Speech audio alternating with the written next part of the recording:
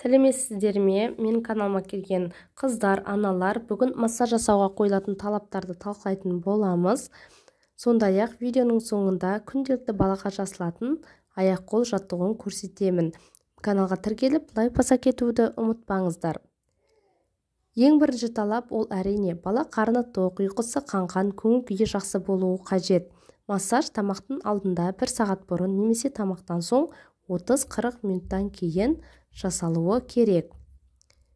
Келесі талап ол бізде баламен әр қашанда дұрыс қарым-қатынас орнату. Баланың көңіл-күйі жайлы болса, массажында эффектісі соғұрлым жақсы болады.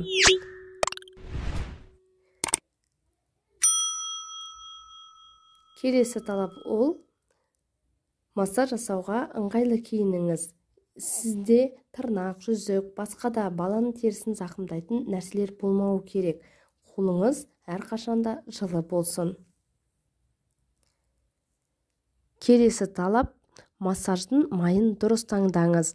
Алдыңғы сабақта әрбір қандай майда қолдануға болады, соны талдап өткен болатынмын. Сабақты қарап шықсаңыздар болады. Массаж майы аллергия шақырмайтындай болуы қажет. Келесі ол бізде бөлменің температурасы, бөлме әрқашан желдетілген, комната температурасы 22 градустан төмен болмауы шарт.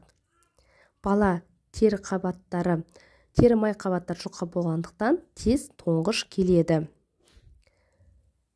Келесі массажға әрқашанда қатты беткеде пайдаланыңыз. Пеленальный столик дейміз, немесе кез келген үстелді, тіпті болмаса жерге төсеніш төсеп жасай берсеңіздер болады. Массажды ешқашанда түнгі ұйқы алдында жасамаңыз. Негізінен кешкі сағат 5-6-ға дейін массажды жасағандарыңыз дұрыс. Одан кейін эффектісі төмендейді және ұйқының бұзылуына алып келеді.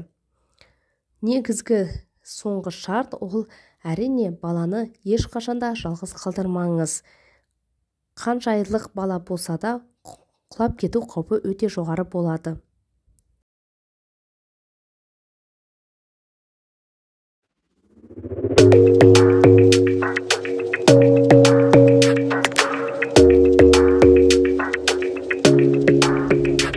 Your smile keeps playing, your miles away, yeah. I would go overseas just like that. Don't overthink it, why can't you stay here? Give me the call and I'll just be there like that. I don't understand it, but you keep me together when everything around me keeps me under pressure, yeah. It's so overwhelming, but I will wait forever so you can come and get it. I don't understand it, I don't understand.